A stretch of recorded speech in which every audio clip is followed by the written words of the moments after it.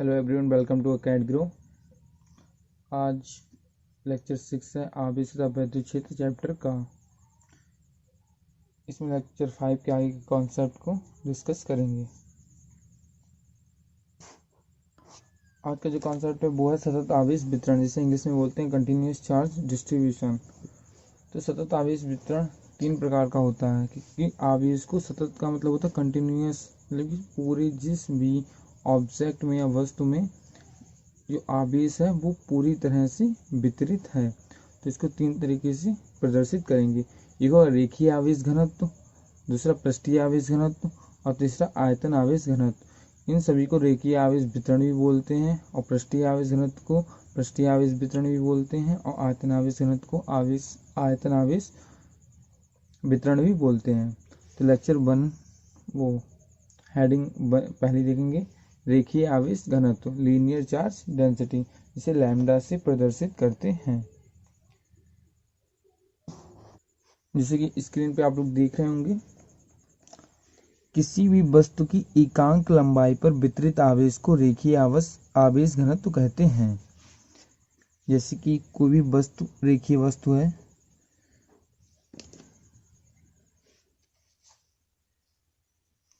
जैसे कि कोई क्षण है, जिसकी लेंथ L है, इस पे प्लस आवेश पूर्ण रूप से वितरित है और जो इसका चार्ज है वो Q है और लेंथ L। तो इसके लिए जो रेखीय आवेश घनत्व होगा लैम्डा, वो होगा क्या, किसी भी वस्तु की एकांक लंबाई पर वितरित आवेश को रेखीय आवेश घनत्व कहते हैं। तो एकांक लंबाई के लिए यहाँ पे लेंथ कितनी है L और जो आवेश वितरित है वो कितना है Q। तो इसका जो रेखीय आवेश घनत्व हो गया वो हो गया lambda equal to Q upon L। ऐसे ही अगर हम छोटी सी कोई अवयव को देखें जिसका वृत्त है dx, तो इस पे जो आवेश होगा वो छोटा सा होगा dq। तो इसके लिए भी रेखीय आवेश घनत्व होगा। तो इसके लिए जो रेखीय आवेश घनत्व होगा dx लंबाई के लिए रेखीय आवेश घनत्व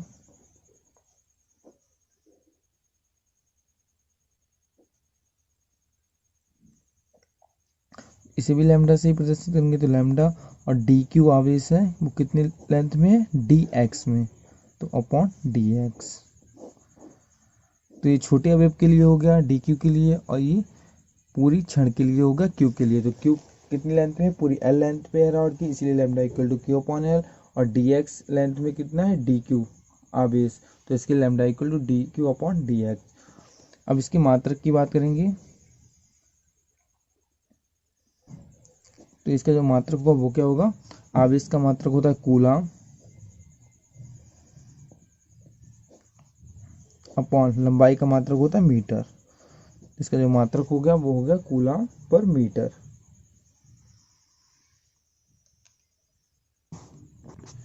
नेक्स्ट जो है वो है पृष्ठीय आवेश घनत्व।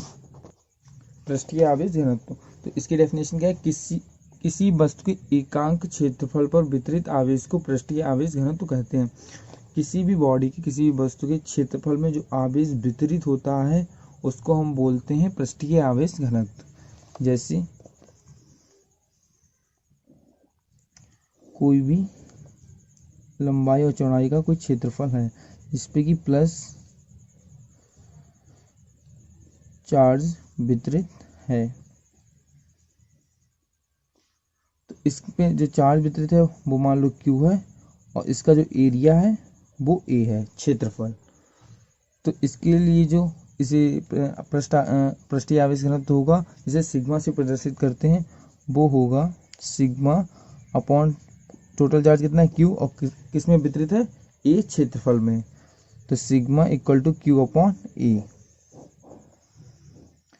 इसमें भी अगर छोटा सा एक क्षेत्रफल लें जिसमें जो चार्ज होगा वो होगा dq और इसका जो क्षेत्रफल होगा वो होगा DA, छोटा सा क्षेत्रफल।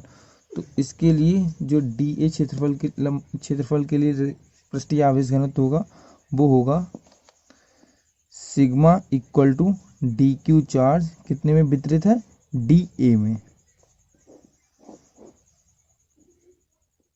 तो ये किसके लिए, DA क्षेत्रफल के लिए।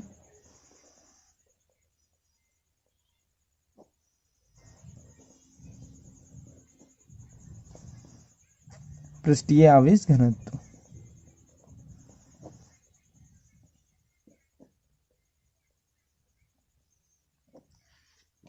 इसका जो मात्रक होगा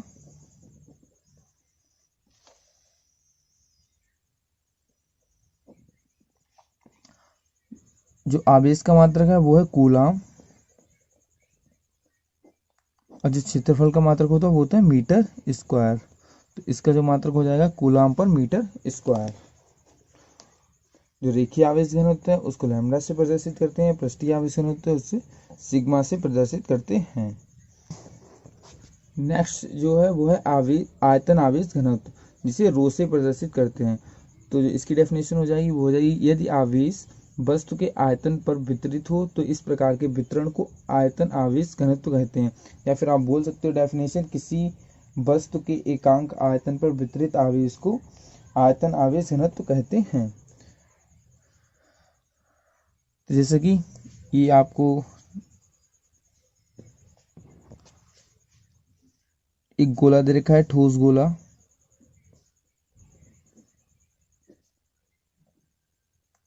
इसमें चार्ज वितरित है।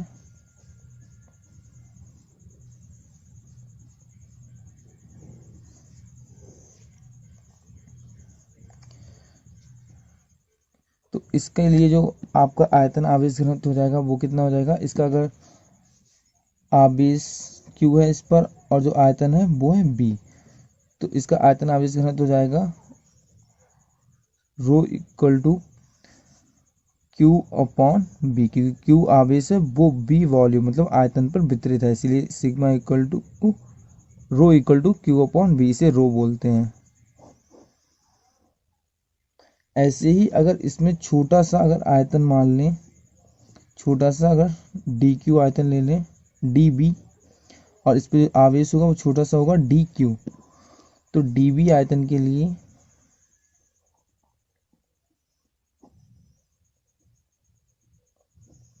आयतन आवेश घनत्व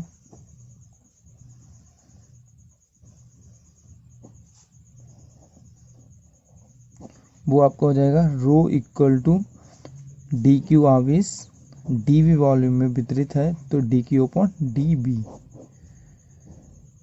इसका जो मात्रक है वो हो जाएगा, आवेश का मात्रक है कूलाम और जो वॉल्यूम का मात्रक है वो है मीटर क्यूब, क्योंकि इसका फॉर्मूला होता है लंबाई गुणा चौड़ाई गुणा ऊंचाई। तो इसीलिए इसका जो मात्रक हो जाएगा वो कूलाम अपॉन मीटर क्यूब। तो सतत आवेश का वितरण तीन तरह से होता है, रेखीय आवेश घनत्व, पृष्ठीय आवेश घनत्व और आयतन आवेश घनत्व। इसमें रेखीय आवेश घनत्व को लैम्डा से, पृष्ठीय आवेश घनत्व को सिग्मा से तथा आयतन आवेश घनत्व को रो से डिनोट करते हैं। नेक्स्ट कॉन्सेप्ट है वैद्युत क्षेत्र, जो कि पिछले लेक्चर में जिसको डिस्कस किया था इसमें भी करेंगे। वैद्युत क्षेत्र क्या होता है, किसी वैद्युत आवेश के चारों ओर का वह क्षेत्र जिसमें कोई अन्य आवेश आकर्षण अथवा प्रतिकर्षण बल का अनुभव करता है, वैद्युत क्षेत्र कहलाता है। जैसे कि कोई भी आवेश Q है, तो आवेश Q क्या करेगा, एक वैद्युत क्षेत्र को जनरेट करेगा, उत्पन्न करेगा। तो उस वैद्युत क्षेत्र को जब उत्पन्न करेगा तो जिसे प्रदर्शित करने के लिए काल्पनिक रेखाएं खींचते हैं, जिसे वैद्युत बल रेखाएं बोलते हैं। तो एक जब वैद्युत क्षेत्र आवेश उत्पन्न करेगा तो एक क्षेत्र क्रिएट करेगा कि उतने ही क्षेत्र में वैद्युत क्षेत्र का अनुभव होगा। तो उसे पता कैसे लगाएंगे, जब Q0 कोई भी आवेश है जो कि इन्फिनिटी पे है या फिर इससे बहुत ज़्यादा डिस्टेंस पे है, इसके पास में लाएंगे। अगर Q0 को इसके पास में लाएंगे तो क्या करेगा, ये अगर अपोजिट साइन है तो क्या करेगा, आकर्षण बल का अनुभव करेगा, और अगर सेम साइन है तो क्या करेगा, प्रतिकर्षण बल का अनुभव करेगा। जिससे पता लगेगा कि हाँ ये वाला आवेश है कि वैद्युत क्षेत्र जनरेट कर रहा है। अगर इसको थोड़ी दूर पे ले जाएंगे जहाँ पर इसका वैद्युत क्षेत्र नहीं क्रिएट कर रहा होगा, वहाँ पे क्या होगा, ये ना ही आकर्षण बल का प्रदर्शित करेगा ना ही प्रतिकर्षण बल प्रदर्शित करेगा। इससे क्या हो रहा है, अगर इसके लिए वैद्युत क्षेत्र को क्रिएट करना देखें तो ऐसी कुछ वैद्युत बल रेखाएं निकल रही होंगी। अगर प्लस चार्ज है तो इसके पास में वैद्युत क्षेत्र होगा वो ज़्यादा होगा, इससे दूर होगा तो वैद्युत क्षेत्र कम होगा। जैसे जैसे दूर करते जाएंगे वैद्युत क्षेत्र कम होता चला जाएगा, लेकिन पास में जब होगा वहाँ पे वैद्युत क्षेत्र ज़्यादा क्रिएट करेगा, क्योंकि वहाँ पे वैद्युत बल रेखाएं होंगी वो पास पास होंगे, जिससे कि वैद्युत क्षेत्र भी ज़्यादा होगा, जो कि विद्युत बल रेखाओं की प्रॉपर्टी जब पढ़ी थी उसमें डिस्कस किया था। इसीलिए अब हम निकाल के देखेंगे बिंदु आवेश के कारण वैद्युत क्षेत्र का मान किसी भी बिंदु पर कितना होगा। आगे निकालेंगे उसको, अच्छे से समझ आ गया होगा ये। तो नेक्स्ट देखेंगे वैद्युत क्षेत्र की तीव्रता। वैद्युत क्षेत्र की तीव्रता को ई से डिनोट करते हैं। तो इसकी जो डेफिनेशन है वो है किसी विद्युत क्षेत्र में स्थित किसी बिंदु पर वैद्युत क्षेत्र की तीव्रता उस बिंदु पर रखे गए इकाई धन परीक्षण आवेश पर लगने वाले बल के बराबर होती है। और एक नेक्स्ट डेफिनेशन है वो है किसी बिंदु पर वैद्युत क्षेत्र की तीव्रता उस बिंदु पर स्थित आवेश पर लगने वाले बल और आवेश के अनुपात के बराबर होती है, उसे वैद्युत क्षेत्र की तीव्रता बोलते हैं। जैसे कि इसमें लिखा है उसको लिख कर देखेंगे इक्वेशन की फॉर्म में। यदि वैद्युत क्षेत्र में किसी बिंदु पर अगर कोई भी आवेश है वो वैद्युत क्षेत्र उत्पन्न करेगा, तो यदि वैद्युत क्षेत्र में किसी बिंदु पर रखे परीक्षण आवेश Q0 पर लगने वाला बल F हो तो उस बिंदु पर वैद्युत क्षेत्र की तीव्रता, यदि परीक्षण आवेश Q0 हो तो उस पर लगने वाला बल जो होता है उसका अनुपात होता है, वो क्या होता है, वैद्युत क्षेत्र की तीव्रता, जो कि डेफिनेशन में पढ़ा था। तो इसको हम ऐसे लिख सकते हैं E इक्वल टू लगने वाला बल अपॉन, अगर Q0 आवेश है तो Q0। इसे अगर सदिश रूप में लिखें तो जो बल है वो है सदिश राशि, तो वेक्टर एफ, और जो आवेश है वो है अदिश राशि, तो Q0। अगर बल सदिश राशि है तो वैद्युत क्षेत्र की तीव्रता भी सदिश राशि होगी, तो इसके ऊपर भी वेक्टर लग जाएगा। जैसे कि लिखा है नोट में, बल F एक सदिश राशि है तथा आवेश Q0 एक अदिश राशि है। जब क्वेश्चन को सॉल्व करेंगे तो जैसे कि वेक्टर F मतलब कि फोर्स की दिशा निकालते थे, वैसे ही फोर्स की दिशा निकालेंगे। जो फोर्स की दिशा होगी यानी कि बल की दिशा होगी वही वैद्युत क्षेत्र की दिशा होगी। वो इक्वेशन समझ में आ रहा है, vector F equal to vector E, क्योंकि Q0 क्या है, अदिश राशि, तो जो बल की दिशा होगी वही वैद्युत क्षेत्र की दिशा होगी। और नोट में लिखा भी है ये, अतः वैद्युत क्षेत्र की तीव्रता वेक्टर E भी एक सदिश राशि होगी तथा इसकी दिशा वही होगी जो बल F की दिशा होगी।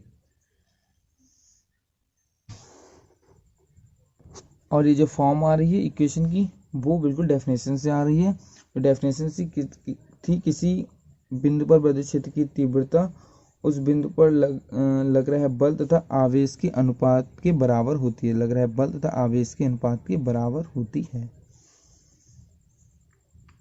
नेक्स्ट जो बात करेंगे वो करेंगे किसी बिंदु आवेश के कारण वैद्युत क्षेत्र की तीव्रता, कि कोई भी बिंदु आवेश होता है वो क्या करता है, वैद्युत क्षेत्र को उत्पन्न करता है।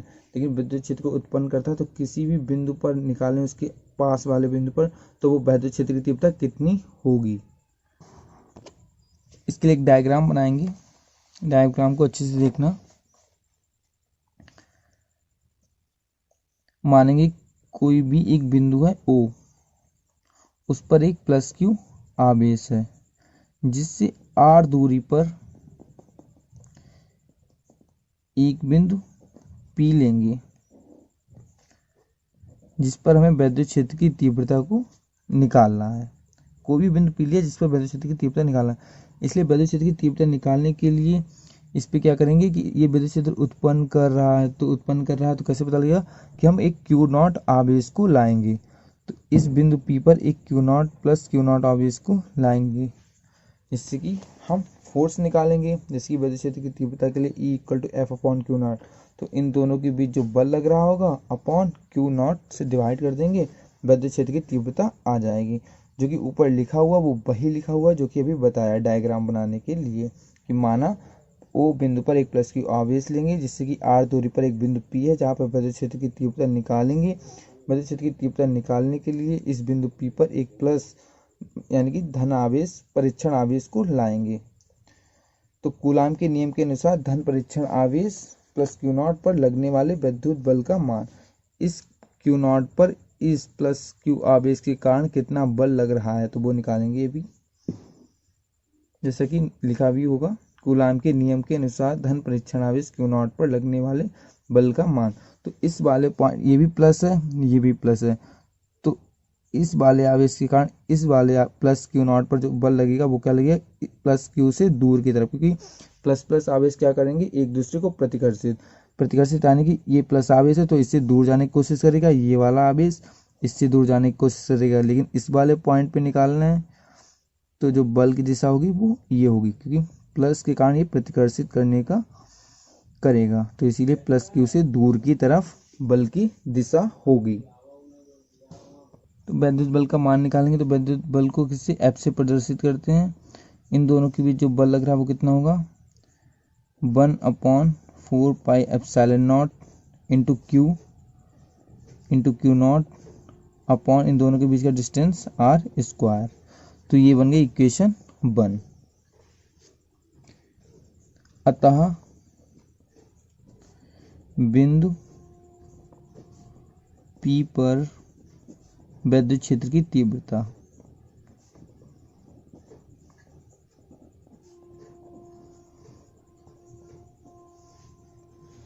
तो पॉइंट P पे क्या होता है ना, विद्युत क्षेत्र की तीव्रता, जो कि अभी निकाला था विद्युत क्षेत्र के लिए, विद्युत क्षेत्र की तीव्रता के लिए, तो उसे कैसे प्रदर्शित करते हैं, E इक्वल टू जो भी बल लग रहा है क्यू नॉट पे, जो कि क्यू नॉट आवेश को किसी भी विद्युत क्षेत्र में लाए हैं, तो बल अपॉन क्यू नॉट, क्योंकि क्यू नॉट पे बल लग रहा है इसके लिए हम निकाल रहे हैं। तो इक्वेशन 1 से, समीकरण 1 से मतलब इक्वेशन का, तो समीकरण 1 से इसमें मान रख देंगे, तो E equal to 1/4 pi epsilon naught q not upon r square upon q naught, जैसे कि क्यू नॉट से क्यू नॉट कैंसिल हो जाएगा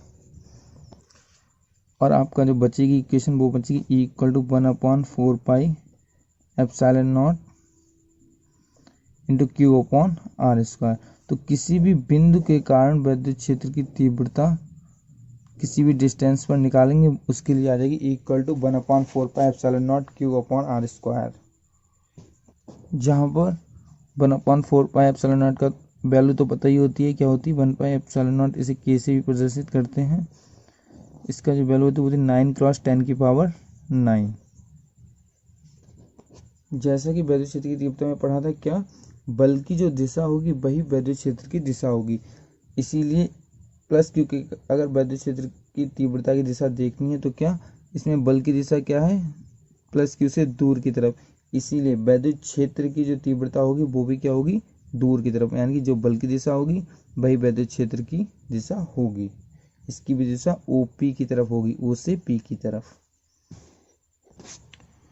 एंड विद्युत बल की तरह ही विद्युत क्षेत्र की तीव्रता अध्यारोपण के सिद्धांत का पालन करती है, जैसे कि नीचे लिखा हुआ नोट किया कि अगर बहुत से बिंदु आवेश हों और किसी भी बिंदु पर विद्युत क्षेत्र की तीव्रता को निकालना हो, तो उन बिंदु आवेश के कारण विद्युत क्षेत्र की तीव्रताओं के सदिश योग के बराबर होगा। जैसे कि कोई भी क्यू नॉट आवेश है और Q1 Q2 Q3, तो Q1 के कारण जो विद्युत क्षेत्र की तीव्रता होगी वो Q1 से दूर की तरफ, ये भी पॉजिटिव ये भी पॉजिटिव, तो बल की दिशा क्या दूर की तरफ होती, तो इसीलिए विद्युत क्षेत्र की दिशा भी वही होगी, तो इसकी दिशा होगी वो E1। Q2 के कारण जो दिशा होगी वो भी होगी E2, और जो Q3 के कारण जो विद्युत क्षेत्र की दिशा होगी वो होगी E3। इसका जो सदिश योग व नेट, उसको हम कैसे लिखेंगे? अध्यारोपण के सिद्धांत के अनुसार वेक्टर ई जो नेट होगा वो सदिश योग होगा इनका E1 E2 E3 का। तो vector E1 plus vector E2 plus vector E3, यही चीज़ आपको नोट में दे रखी है कि ये अध्यारोपण के सिद्धांत का पालन करते हैं। बिंदु आवेश के कारण विद्युत क्षेत्र की तीव्रता के लिए एक ग्राफ प्लॉट करके देखेंगे कि ग्राफ कैसा आएगा।